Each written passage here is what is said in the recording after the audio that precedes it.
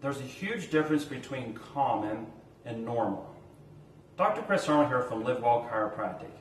Just because a lot of people suffer with a health issue, let's talk about headaches, we know a lot of people in our population suffer from headaches on a regular basis, does not mean that it's normal or healthy. A healthy body and healthy functioning body should not have headaches at all, but we see people come in our office all the time that downplay the headaches they get.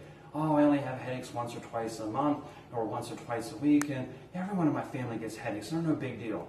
Let me tell you is just because a lot of people suffer with them does not mean that you have to suffer with them, and does not mean that it's normal or healthy.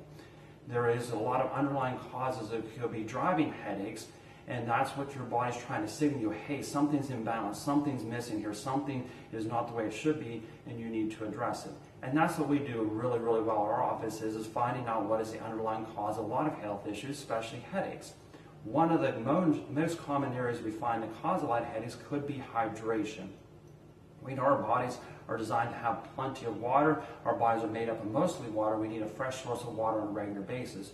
When your body does not have enough fluid, toxins build up, muscles cramp up and get tight, which could lead to a lot of headaches. Even your blood pressure will spike. Again, those are all triggers that can set off headaches. So let's first of all start and talk about how much water you should get. Everyone knows the formula to divide half your body weight in ounces, is that's what you should drink. And that's a good rule of thumb to kind of get you close. But I like another one that's more specific, which is actually looking at your urine color. We know your urine color after your first morning urination should just be a light straw color. If it's darker than that, then you're not getting enough water. And if it's actually completely clear, you're getting too much water. That's a better rule of thumb because we know on a regular basis, on a daily basis, our hydration levels change. If we're exercising, it's a very hot day, we're going to need to drink plenty of fluids. And if it's during the winter months and stuff, we don't need quite as much fluid. So always look and always be monitoring your urination and stuff to see, again, that light straw color.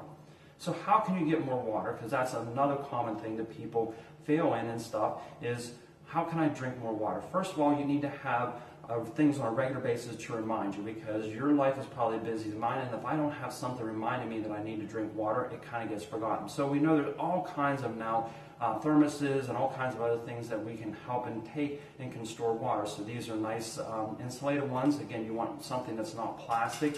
This is metal on the outside and it has a double wall. So it keeps things surprisingly cold. Water does even throughout the day. We also know is just because you drink tons of water doesn't mean your body's retaining water. So one of the things that we also recommend our practice members to do is do one of two things. One is actually just take a little bit of salt, yes, salt, and add it to your water. So this is actually Himalayan sea salt. You can use Celtic sea salt, any type of salt. You just want to put a little bit of salt in that water. What will happen is when you drink that water in with that little bit of salt, the water will have a tendency to stay in your body and not just kind of flush out. Makes a huge difference. Or another way to do it is actually a little bit of lemon juice. Lemon juice actually has the same nutrients and minerals in it that actually will help your body retain the water so it doesn't just flush right out. So you can actually just squeeze lemon, or what we do in our house and stuff, you can see we just actually take and juice a lemon or two and just put it in a little container. So all you have to do is just add a little bit of it, because who wants to get a lemon out or do all that stuff on a regular basis? But if you do these little tricks, just like the little bit of the lemon juice, again, it's there on a regular basis. So the other thing that people miss is they think of other beverages, iced tea or soda or any flavored water and stuff, is actually hydration and actually giving them body water. We know and we found out that especially iced tea dehydrates your body. A lot of the soda does the same thing too, even though they're liquid, and your body ends up even further trying to eliminate a lot of toxins that are in those beverages by actually flushing out more water in your urination. Again, we'll get darker and darker.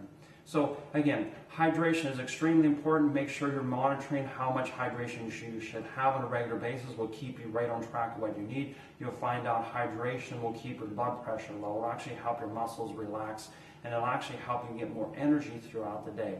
So make sure you have water in front of you on a regular basis, so you're always reminded to keep drinking water and keep drinking fluid, and it makes a huge difference. And if you still suffer from headaches even when you start to drink water, definitely a sign that you need to get some things looked at and addressed. That's what we do here in our office at Live Well Chiropractic, find out what's the underlying cause of a lot of health issues and get you the right solutions so you can get back to being healthy and back to the abundant life that you deserve. So hopefully this was great information. If you have any other suggestions you'd like to share as far as how you get water on a regular basis, I'd love to hear them.